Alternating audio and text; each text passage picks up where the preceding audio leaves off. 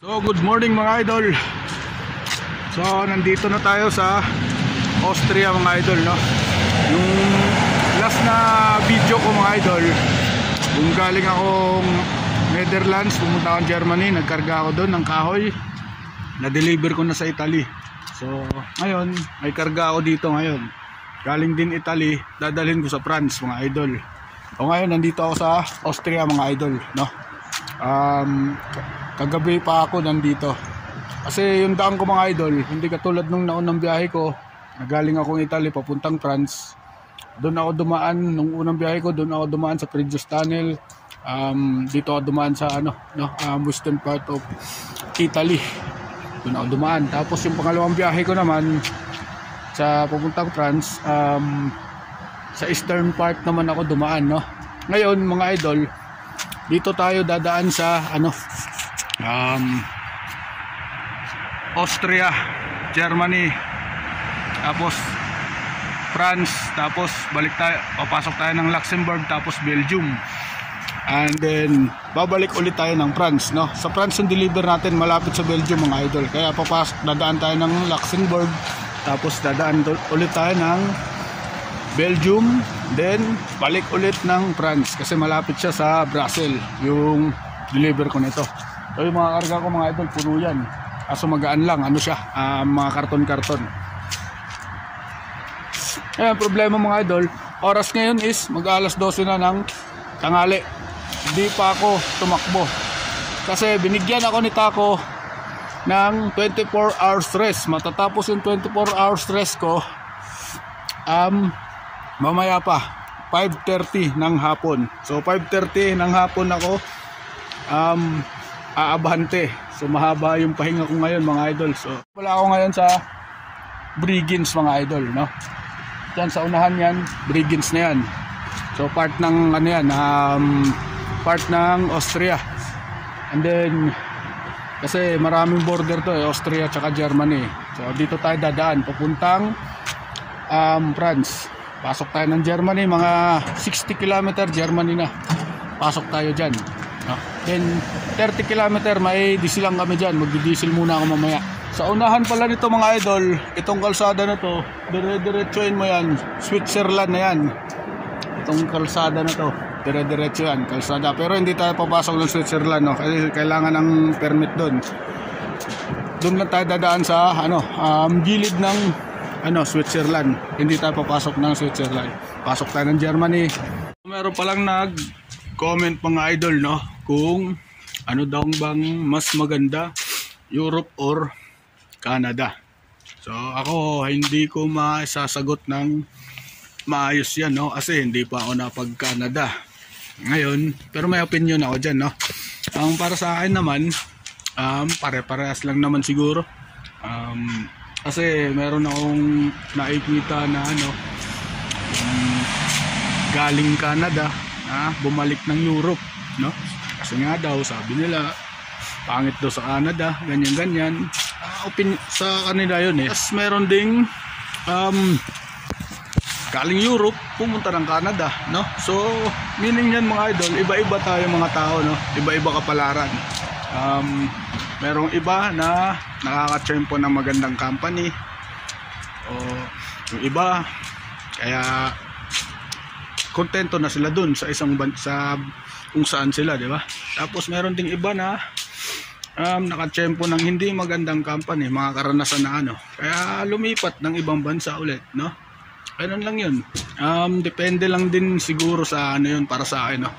Depende sa kung anong kumpanyang mapasukan mo.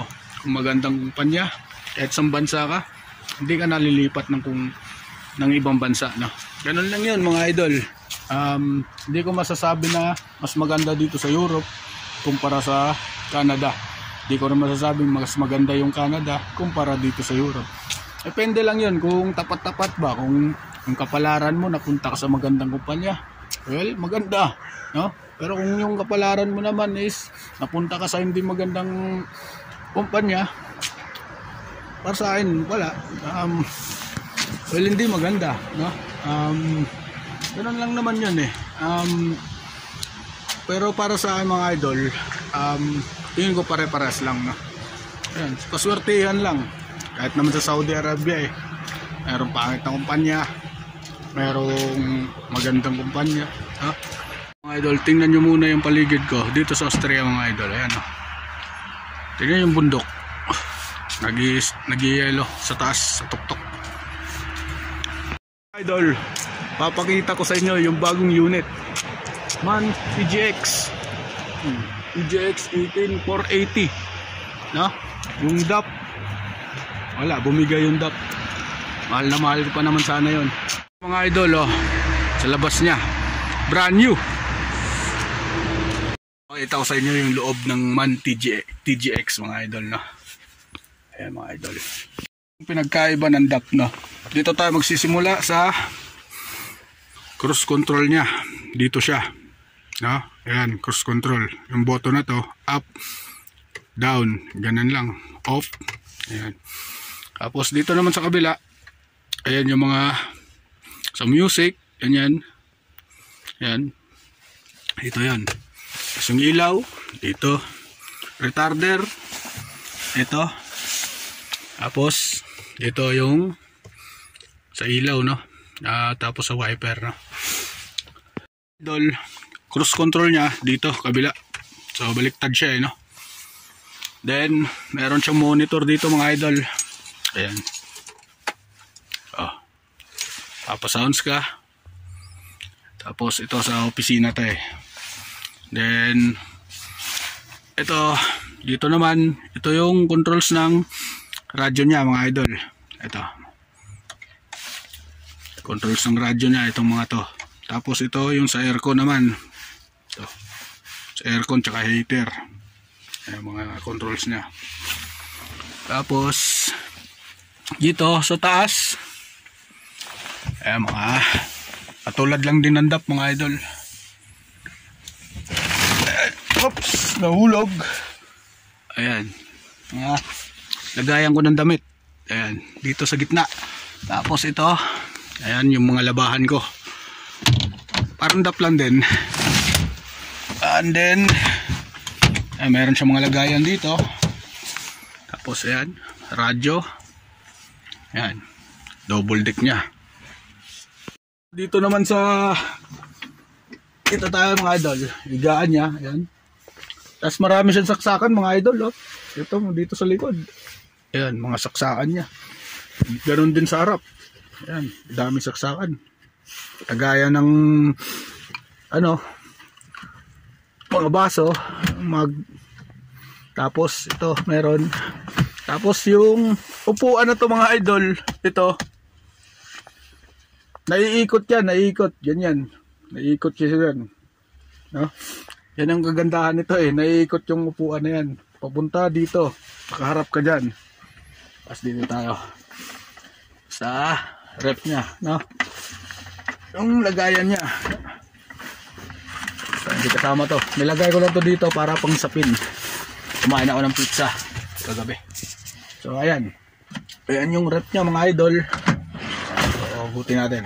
Ayan, pwede mong gawin lamesa yan. Kahit ito nahugot to, parang DAP lang din. Kaso yung DAP, isa lang siya, no? Wala siyang ganito.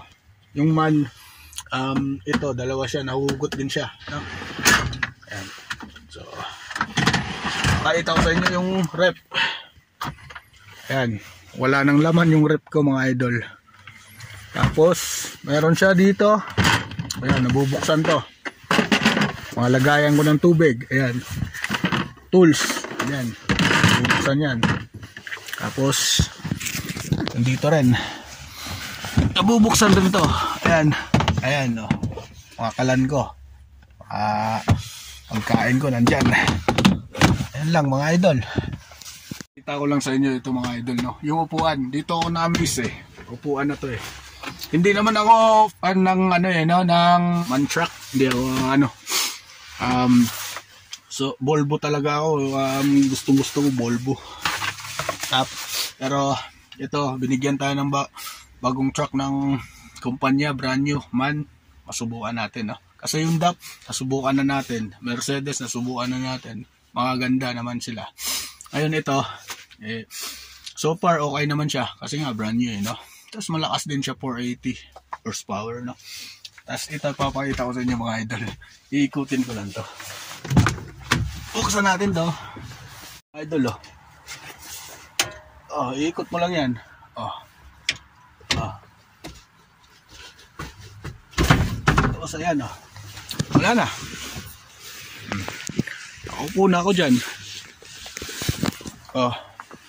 Tingnan mo yung upuan. Pwede kang pag kumain, pwede ka nakaganon, no? Ganyan na. Ganyan siya mga idol, oh. Iikot siya, di ba? Dito sa taas, no? Nabubuksan to mga idol. May hatch siya dito sa taas. Para pag nagluluto ka, yung pusok, dyan, kahit manigarilyo ka sa loob, lalabas dyan. So, buksan lang natin to. Ito. Yan, kung gusto mo ng araw, tanggalin mo yan. Tapos, pag bubuksan mo, ito.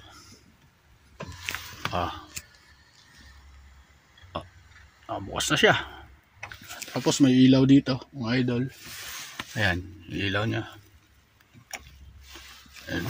Pag sara mo, gaganon mo lang. Pindutin mo lang to. Kasi malamig. Tapos, ganon mo. Para dilim. Ayan, yun lang. Dito ka sa taas mga idol, meron din siyang controls, no? Ayan, yun sa ilaw. Ayan. Tapos, yun sa roof, sa hatch, meron din siya. Then dito, meron din siya mga idol. Ayan, no? Bukasan. May lagayan din dito. Ayan, no? Lagayan.